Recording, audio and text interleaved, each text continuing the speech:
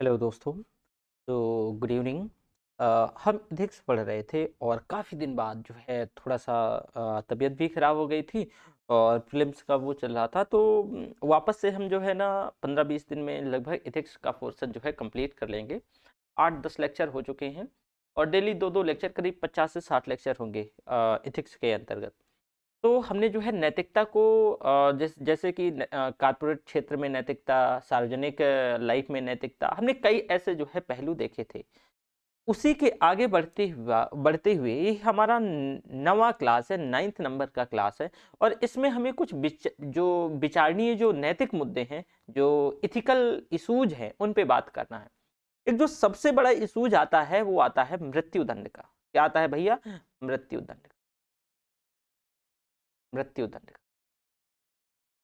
देखो, अभी देखो मृत्युदंड को पढ़ने के बाद जो है अभी हम जो है दया मृत्यु की भी बात करेंगे। लेकिन पहले वाकई हम मृत्युदंड होता क्या है, ये मुद्दा जो नैतिक मुद्दा से संबंधित, इसके क्या जो है टर्म्स एंड कंडीशंस हैं, क्या होना चाहिए, क्या नहीं होना चाहिए। खास करके दंड की जो सैद्धांतिक सिद्धांत है, जो प्रतिकारवाद, जो निर्वर्तनवाद, जो सुधारवाद, उसको लेकर के हम मृत्युदंड को समझने का प्रयास करेंगे। देखो, सबसे जरूरी बात यह है बेटा, अच्छा ये बहुत एक अहम मुद्दा है, इससे कई बार जो है इससे संबंधित क्वेश्चन, केस स्टडी आता रहता है। तो जैसे अभी आपको ज़्यादा टाइम नहीं हुआ, अभी जो है 2-3 साल पहले जो निर्भया के जो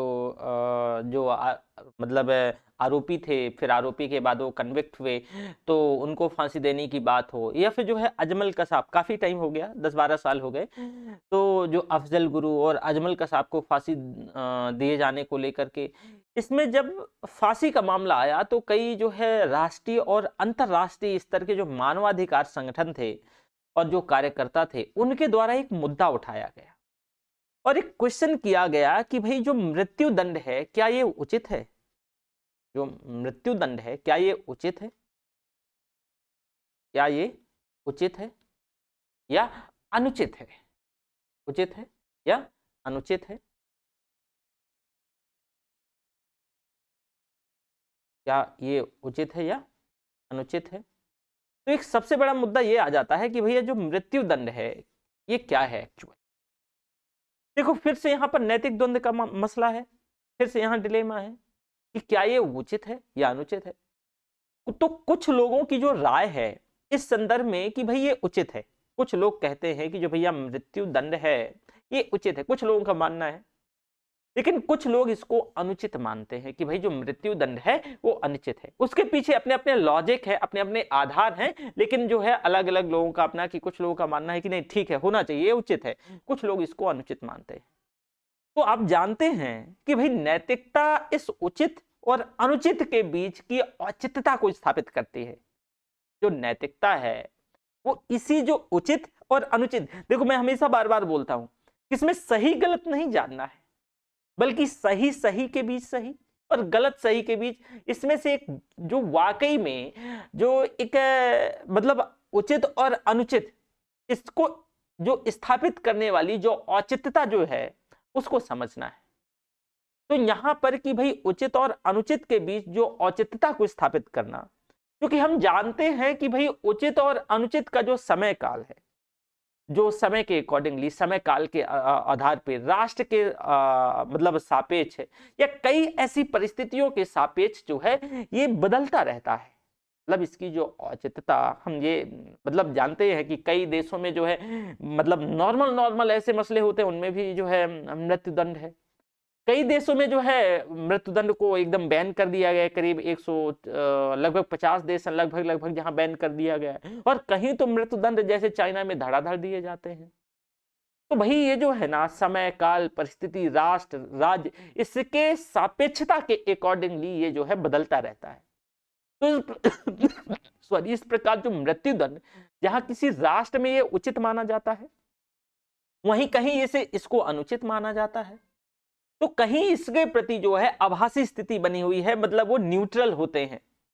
तो चलो हम जो है एक सामान्य कुछ जो है आधारभूत बातों पर गौर करते हैं, ताकि हम इसके द्वंद को, इसके डिलेमा को समझ पाए कि भाई इसके द्वंद के समाधान की ओर जो है हम एक प्रयास करने, मतलब समझाने का प्रयास करते हैं। कि क्या वाकई में जो मृत्यु दंड है, जो फांसी है, ये ठीक है, मतलब उचित है या अनुचित है। तो देखो सबसे पहले तो यही है कि भाई मृत्यु दंड होता क्या है। सबसे पहला क्वेश्चन तो यहीं से आता है कि जो मृत्यु दंड क्या है, मृत्यु दंड क्या है, पहला क्वेश्चन यहीं से बनता है। तो भाई मृत्यु दंड किसी विशिष्ट अपराध के लिए किसी निर्धारित कानूनी प्रक्रिया के माध्यम से किसी भी व्यक्ति को जिसने वह अपराध किया है उसको दंडित करने से है। मतलब कि भाई मृत्यु दंड जो है, कोई अगर मतलब हीनस क्राइम कर दे तो उस अपराध के लिए किसी निर्धारित, ऐसा नहीं कि मन कर गया राज्य का, तो एक कानूनी प्रक्रिया होती है, तो किसी जो है निर्धारित कानूनी प्रक्रिया के माध्यम से किसी भी व्यक्ति को जिसने कि वो अपराध किया हो उसको दंडित करने की प्रक्रिया, उसको दंडित किया जाता है। और इसका प्रयोग सिर्फ और सिर्फ जो है कौन, राज्य के द्वारा, सामान्य व्यक्ति नहीं कि चलो जो है पहले, हालांकि राज्य मतलब जो राजा, जो राजशाही सिस्टम होता था, तो राज्य का दरअसल जो है हुक्मरान राजा हुआ करता था, तो राजा ये डिसाइड करता था। लेकिन अब ज्यादातर देशों में जो है डेमोक्रेसी है, तो इसका जो प्रयोग है वो सिर्फ राज्य के द्वारा किया जाता है। सिर्फ किसके द्वारा, राज्य के द्वारा किया जाता है, राज्य के द्वारा किया जाता है। अब भाई इसका प्रयोग सामान्य से जो है, सामान्य परिस्थिति में नहीं, आप देखोगे सामान्य से गंभीर प्रकृति के अपराध के लिए किया जाएगा। ऐसा नहीं कि किसी ने चोरी कर ली, नॉर्मल से चोरी, तो उसको फांसी में चढ़ा दोगे, ऐसा नहीं होता है। तो यहां पर जो है कुछ देशों, हाँ ये जरूर है कि कुछ देशों में जैसे कि मतलब एक नॉर्मल जो, जैसे कि छल कपट है, राजद्रोह है, धोखाधड़ी है, बलात्कार है, ऐसे जो अपराधों के लिए अधिकतम प्रयोग में लाया जाता है, ऐसे कुछ देश हैं। ऐसा नहीं है कि, तो कुछ देश हैं, लेकिन सामान्य जो है, सामान्य से जो गंभीर अपराध होते हैं उनमें मृत्युदंड की स्थिति है। भाई क्या स्थिति है कि देखो राष्ट्रीय और अंतरराष्ट्रीय स्तर पर अगर हम बात करें, नेशनल और इंटरनेशनल लेवल पर, तो मृत्युदंड के संदर्भ में एमनेस्टी इंटरनेशनल के आंकड़े जो कहते हैं, वो आंकड़े रिसेंट आंकड़ों की मैं बात कर रहा हूं, ये आंकड़े कहते हैं कि भाई पहली बात तो ये कि करीब करीब जो है मतलब अभी की स्थिति 2022-23 में करीब 145 से ज्यादा देशों ने अपने यहां मृत्युदंड को समाप्त कर दिया। 2022 का ये आंकड़ा है कि करीब करीब जो है 141 या 42 से ज्यादा देश अपने यहां, मतलब ये नंबर नहीं पूछा जाएगा, लेकिन ये पता होना चाहिए कि भाई आपको जो है 235 जो 33-35 देश हैं ओवरऑल, जो है कुछ की तो टेरिटरी डिफाइन नहीं है या फिर जो है मान्यता भी नहीं दिया जाता है, तो उसमें से जो करीब जो है 3/4 जो देश ऐसे हैं जो मृत्युदंड को क्या कर दिए हैं, समाप्त कर दिए हैं, वहां मृत्युदंड नहीं दी जाती।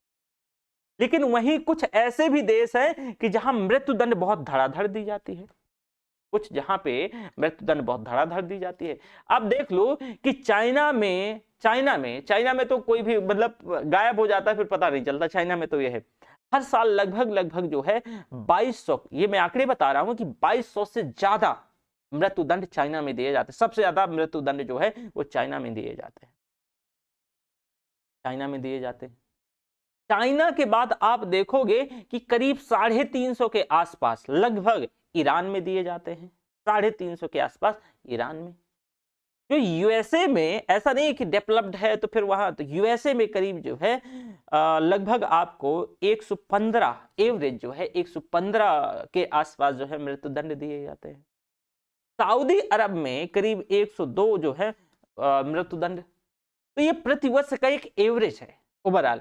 हाँ, एक आपका पड़ोसी, क्यों आप उसे क्यों भूल सकते हैं कि करीब जो है 350 से ऊपर जो है आपकी पड़ोसी की स्थिति अर्थात पाकिस्तान की स्थिति रहती है। वहां पर जो है मतलब एक एवरेज आंकड़ा है कि इतना मृत्युदंड जो है साल में लगभग दिया जाता है।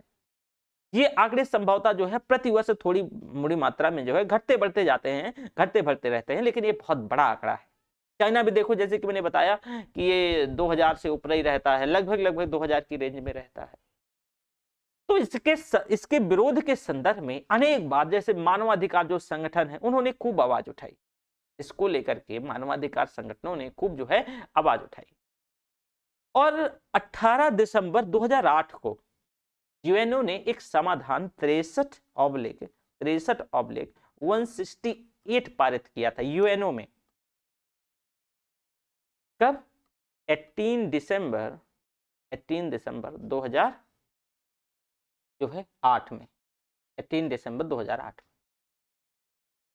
अब जो मृत्यु दंड को समाप्त करने से ये जो 63/168 है, ये उससे संबंधित था। अब भाई मृत्यु दंड के विरोध में रोम में करीब 2002 में एक जो है वैश्विक सम्मेलन भी बुलाया गया था, और इसी को आधार बना करके 10 अक्टूबर 2006 को मृत्यु दंड के विरोध के दिवस के तौर पे मनाया गया। तो इस प्रकार से आपने एक स्थिति को समझ लिया होगा कि भाई मृत्यु दंड को लेकर के राष्ट्रीय और अंतरराष्ट्रीय स्तर पर जो दृढ़ और विरोधाभास की स्थिति बनी हुई है, मतलब जो राष्ट्रीय स्तर पर भी और इंटरनेशनल लेवल पर एक विरोधाभास की स्थिति है। कोई एक ऐसा जो है यूनिवर्सल लॉ नहीं है, कोई सार्वभौमिक कोई लॉ नहीं है। अब हम इसी द्वंद्व पर विचार करने का प्रयास करेंगे कि जैसा कि देखो हम पहले बात कर चुके इस बात में कि हमें उचित और अनुचित के द्वंद्व को समझने का प्रयास करना है। हमें सही और गलत तो कोई भी आसानी से समझ जाएगा, उचित और जो अनुचित का जो द्वंद्व है इसको समझने का प्रयास करना है। और इस हेतु सबसे पहले हमें कुछ सैद्धांतिक और दार्शनिक पहलू को समझने का प्रयास करना होगा। हमें जो है सैद्धांतिक और दार्शनिक पहलू का समझने का। तो देखो भाई, इस समाधान के लिए हमें जो है दंड की नैतिकता के सिद्धांत का अध्ययन करना होगा। तो दंड की जो नैतिकता का सिद्धांत क्या है, जरा इसे समझे भैया। दंड की नैतिकता का सिद्धांत, नैतिकता का सिद्धांत, बिना इसके आप जो है इसके जो है फिलोसफिकल जो एस्पेक्ट हैं उन्हें नहीं समझ सकते। अब देखो, हमारा एक सामान्य मानना रहा है कि जो प्रिमिटिव सोसाइटी थी, जो आदिम समाज था हमारा, तो आदिम समाज के ही टाइम से, प्रिमिटिव सोसाइटी के ही टाइम से दंड और पुरस्कार की प्रथा चली आ रही है। मतलब दंड और पुरस्कार की जो है, दंड और पुरस्कार की जो है प्रथा वो क्या है, चली आ रही।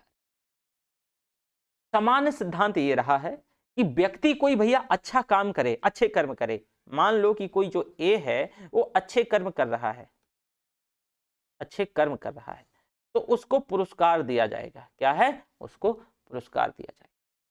वहीं व्यक्ति बी जो है कुछ बुरा कर्म कर रहा है, बुरा कर्म कर रहा है, तो उसको दंड दिया जाता है, उसको दंड दिया जाता है। तो इसी आधार पर समाज में समय और परिस्थितियों के आधार पर दंड के जो है प्रमुखतया 3 सिद्धांतों का विकास हुआ सोसाइटी में। लगभग इसी आधार पर 3 प्रकार के सिद्धांतों का जन्म हुआ। एक तो है प्रतिकारवाद। क्या है, प्रतिकार। एक तो है भैया प्रतिकारवाद, कर्मफल के आधार पर। क्या है, कर्मफल के आधार पर। अभी डिटेल में डिस्कस करेंगे कर्मफल के आधार पर। इसको दूसरा वो ले लेते। ये 3 सिद्धांत मैंने आपको पहला बताया कि प्रतिकारवाद, प्रतिकारवाद ये कर्मफल के आधार पर। क्या है, कर्म फल के आधार पर, कर्मफल के आधार पर। दूसरा है निवर्तनवाद। क्या है भैया, दूसरा है आपका निवर्तनवाद। निवर्तनवाद, वर्तनवाद सामाजिक संदेश के रूप में, सामाजिक संदेश के रूप में, सामाजिक संदेश के रूप में। और तीसरा इसमें से सिद्धांत है सुधारवाद। सुधारवाद यानी अपराधी में जो है, अपराधी में सुधार हेतु, अपराधी में सुधार। डिटेल से इन्हें मैं डिस्कस करूंगा। सुधार हेतु पहले थोड़ा सा आप जो है इसके एक रिकैप लो। देखो, प्रतिकारवाद का मतलब कि जैसा कर्म करोगे उसी आधार पर दंड दिया जाएगा। लोग कहते हैं ना कि जैसे कर्म वैसा फल। दूसरा है निवर्तनवाद। निवर्तनवाद का यहां पर मतलब ये है कि भैया अगर आप कुछ ऐसा करते हो तो समाज में एक एग्जाम्पल सेट किया जाएगा, समाज को एक संदेश दिया जाएगा कि कोई व्यक्ति ऐसी हरकत करने की कभी क्या ना करे, जरूरत ना करे, साहस ना उठाए, साहस ना करे। तो समाज को संदेश देने का एक ये निवर्तनवाद है। तीसरा है सुधारवाद। देखो जेल के दो ही कॉन्सेप्ट है, वह वो भी तो एक दंड है, अभी आते हैं। तो सुधारवाद, अपराधी के सुधार हेतु कि अपराधी भैया सुधर जाए। जैसे जेल में दो ही मतलब जेल का उद्देश्य दो ही है, जो लोगों को जेल मतलब भेजा जाता है, कि एक तो ये कि भैया आप समाज को एक मैसेज दे दो कि यहाँ पे बहुत कड़ी यातना सहनी पड़ती है, आपको एक चार दीवारी के अंदर बंद कर दिया जाता है, आपका जो सोशल जो स्टेटस है वो समाप्त हो जाता है, आप समाज से कट जाते हैं। एक तो ये, और मुझे नहीं लगता कि भारत में कुछ ऐसा होता है। अगर समाज से कट जाना होता तो हमारे नेता लोग जो हीनस क्राइम में अंदर हैं वो जेल के अंदर होते हुए भी चुनाव जीत जाते हैं। हालांकि वो सोशियोलॉजिकल एस्पेक्ट वो अलग है। सोशियोलॉजी में हमारे यहाँ जो है एक जो है लीडर नेतृत्व का, खास करके साउथ इंडिया में तो बहुत ज्यादा देखा जाता है, एक नेतृत्व का जो है ना कि मतलब लीडर का, जैसे कि जो हम नेता होता है हमारा, तो थोड़ा सा वो देखा जाता है, वो अलग चीज है। तीसरा ये कि सुधारवाद, सॉरी जेल का हम सिस्टम देख रहे थे। तो दूसरा एक तो आप ये देखा कि भाई एक समाज को आप मैसेज कर रहे हो, कोई व्यक्ति को जेल में डाल रहे हो तो समाज को एक मैसेज कर रहे हो कि भाई अगला व्यक्ति कभी ऐसा ना करे, जरूरत ना करने का प्रयास ना करे। दूसरा क्या है, दूसरा ये कि भैया आप उसको जो है ना सुधार, जैसे कि आपने देखा होगा बच्चों जब कोई माइनर होता है तो सुधार गृह बोला जाता है, जेल नहीं बोला जाता। एक मौका दो सुधरने का, उसको मौका दो, चीजें देखो। कई बार जो है आप देखिएगा कि जो इंटरनेशनल एथलीट, ये कमेंट करके बताइएगा कि ऐसा कौन सा इंटरनेशनल एथलीट रहा है जो जेल में होने के बाद उसने सारा प्रैक्टिस और सारा सब कुछ किया और एक जो है इंटरनेशनल लेवल का जो है एथलीट बना, जेल से ही उस अपना पूरा जो है प्रैक्टिस ही सारा सब कुछ। तो यहां पर यह है सुधारवाद का कॉन्सेप्ट यहां पर आ जाता है। तो भाई तीनों सिद्धांत जो है तीनों मतों को व्यक्त करते हैं और इसका अध्ययन हम जो है मतलब एक शॉर्ट में करेंगे, शॉर्ट इतना भी शॉर्ट नहीं होगा, और तभी हम मृत्युदंड के उचित और अनुचित के निष्कर्ष पर पहुंच पाएंगे। अदरवाइज अगर हम इन तीनों को प्रतिकारवाद, निवर्तनवाद, सुधारवाद अगर इसको नहीं कर पाते हैं तो उसको समझ पाना हमारे लिए थोड़ा समस्या, तो हमें समझना पड़ेगा। क्योंकि प्रतिकारवाद के फिर आगे जो है एक मृदुलवाद और कठोरवाद, इसके ही दो पार्ट हैं। तो जब तक आप प्रतिकारवाद डिटेल से नहीं समझोगे तो आप जो है कठोरवाद जो है रिगोरिज्म जिसको कहते हैं, और एक मृदुल मत होता है जो मोलीफील्ड व्यू होता है, उसको कैसे समझ। तो सबसे पहले आते हैं हम जो है प्रतिकारवाद में। क्या है प्रतिकारवाद? देखो भाई, इसके अनुसार किसी भी व्यक्ति को उसके अपराध के लिए सजा मिलनी चाहिए।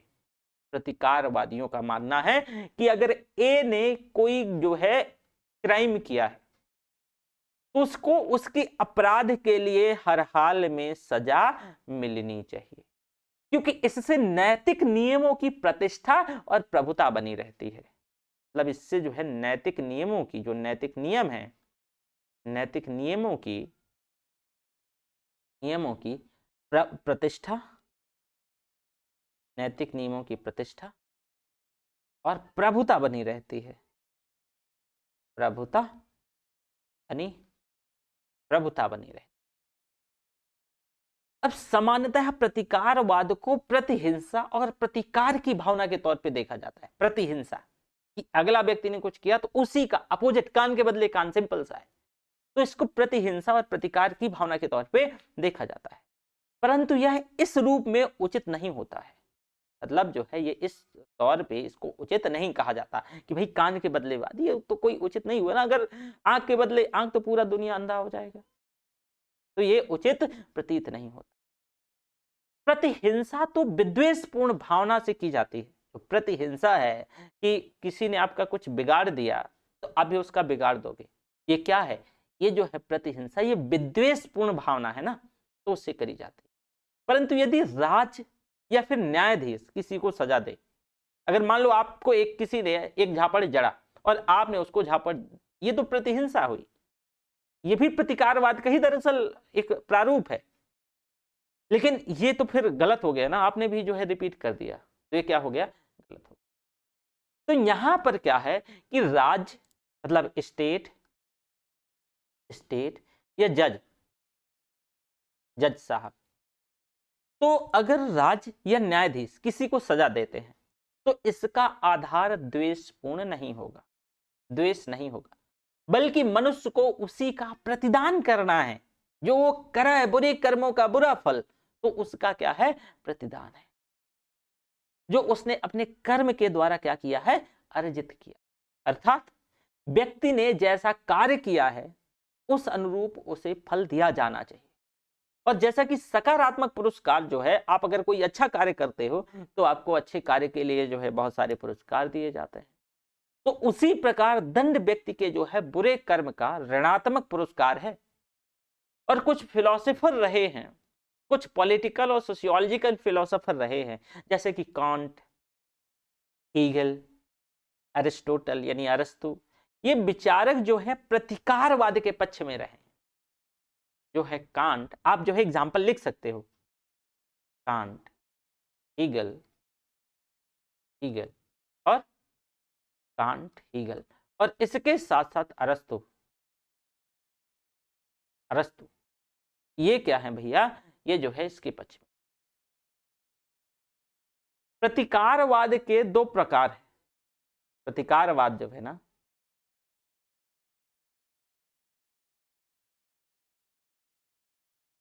प्रतिकारवाद के दो प्रकार हैं। प्रतिकारवाद के भैया दो प्रकार। अब दो प्रकारों में तो अगर देखा जाए तो एक है कठोरवाद और दूसरा है मृदुल मत।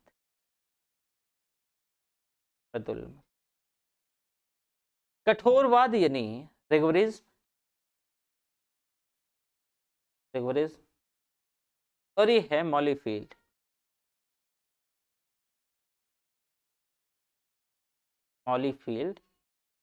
व्यू, समझे? तो देखो कठोरवाद, इसके अनुसार जिस मात्रा में अपराध किया गया है, कठोरवाद कहता है कि भैया जिस मात्रा में अपराध किया गया है,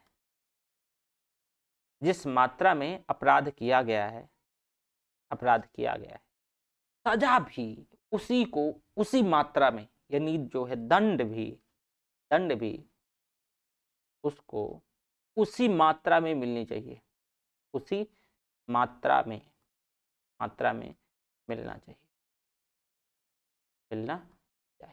इसका मतलब क्या हुआ कि किसी ने किसी का मर्डर कर दिया, उदाहरण के तौर पे कि किसी ने क्या कर दी, हत्या कर दी, तो भैया हत्या यानी मार डाला, तो उसकी भी हत्या मतलब उसको भी फांसी हो। अर्थात कि आंख के बदले आंख, कान के बदले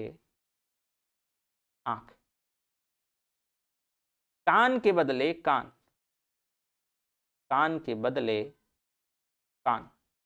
कान के बदले तो यहां पर इस प्रकार कठोरवाद में व्यक्ति की जो आंतरिक मना स्थिति और अपराध की परिस्थितियों को ध्यान में नहीं रखा जाता। यहां ध्यान रखिएगा कठोरवाद में कि व्यक्ति की जो आंतरिक मना स्थिति है और जो परिस्थिति है उसको ध्यान में नहीं रखा जाता। मतलब यहां कि टिट फॉर टैट है,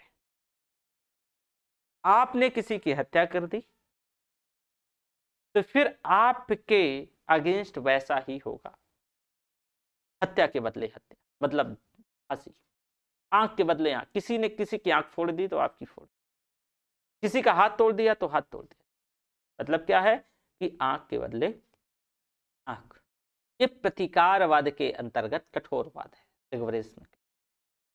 दूसरा इसका जो है मृदुल मत है। मृदुल मत में कि अपराधी को उसकी सजा प्रदान करने से पहले उसकी उम्र, परिस्थिति, इसको ध्यान में रखा जाए, उत्तेजना, इसको ध्यान में रखा जाए, और इस प्रकार कोई व्यक्ति बाहरी परिस्थितियों और आंतरिक भावनाओं से आबद्ध होकर के अपराध कर सकता है, तो उसे भैया सजा जो है वो कम मिलनी चाहिए। और इसी प्रकार कम उम्र के व्यक्ति के द्वारा किए गए अपराध के लिए सजा को कम करने का भी प्रावधान है। और याद होगा कि जब निर्भया कांड में एक व्यक्ति एक जो है नाबालिग था, याद है कि नहीं, नाबालिग था, तो नाबालिग जो था, तो नाबालिग अपराधी के संदर्भ में ये जो है विचार किया जा रहा है, समझिएगा।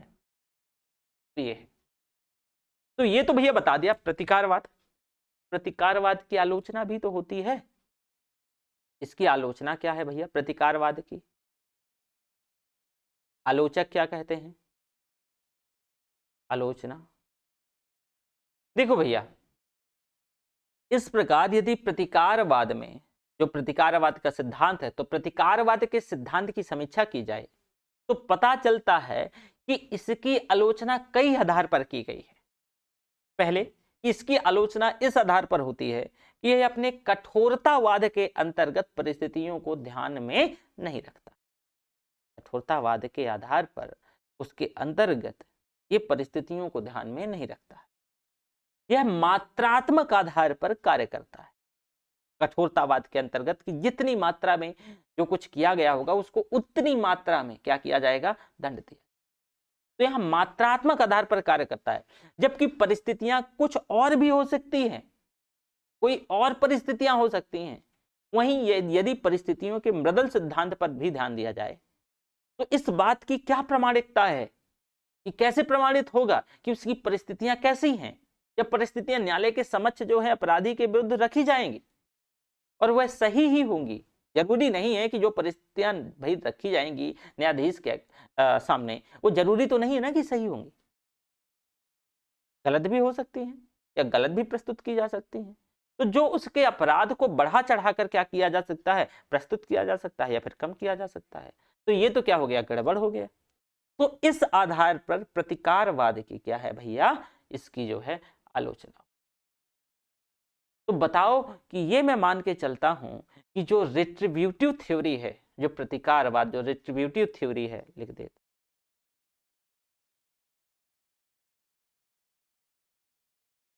रिट्रीब्यूटिव थ्योरी, ये समझ आया कि नहीं है? अगर ये समझ आ गया तो हम आते हैं कि जो है एक दूसरा मत है जो है निवर्तनवाद। क्या है भैया दूसरा मत? निवर्तनवादी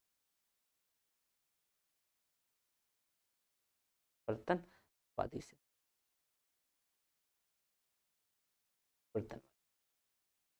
डिफेंसिव थ्योरी। क्या है भाई? Defensive theory. डिफरेंट बोलते हैं, नॉट डिफेंसिव, डिफरेंट थ्योरी। देखो, ये सिद्धांत ना ही अपराधी को उसके कर्म के फल के मतलब आधार पर जो है जो उसका कर्म का फल है उस आधार पर नहीं, कर्म के फल के प्रतिदान से संबंधित है और नहीं सुधार पर। तो भाई बल्कि ये इस बात पर ध्यान देता है या बल देता है कि व्यक्ति को दंड उसके जो इसलिए दिया जाना चाहिए कि इसकी वो पुनरावृत्ति जो है ना दोहराई रहे, या फिर समाज को एक मैसेज देना है।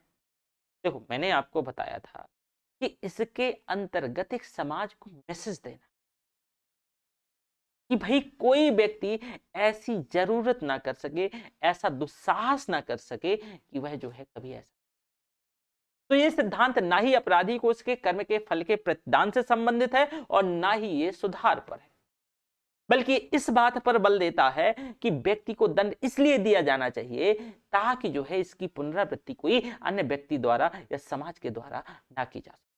अर्थात यहां सजा देने का जो ध्येय है वो समाज को संदेश देना है, मैसेज करना है, ताकि कोई इस प्रकार के अपराध का जो है पुनरावृत्ति ना कर सके। तो ये तो भैया निवर्तन थ्योरी है, डिफरेंट थ्योरी, यानी निवर्तनवादी। वहीं इसकी आलोचना भी होती है कि भाई इसकी आलोचना इस आधार पर करी जाती है कि यहाँ समाज में अपराध की संभावना समाप्त करने के लिए अपराधी को दंडित किया जा रहा है। अर्थात समाज में अपराध वृत्ति समाप्त करने के लिए व्यक्ति को साधन बनाया जा रहा है। साधन साध्य बताया था ना, तो यहाँ पर व्यक्ति को क्या है? साधन बनाया जा रहा है। और इस प्रकार यदि व्यक्ति जो है साध बन जाएगा तब नैतिकता का पतन होगा। क्या होगा? तब नैतिकता का पतन होगा। तो इस आधार पर एक ये भी, ठीक है।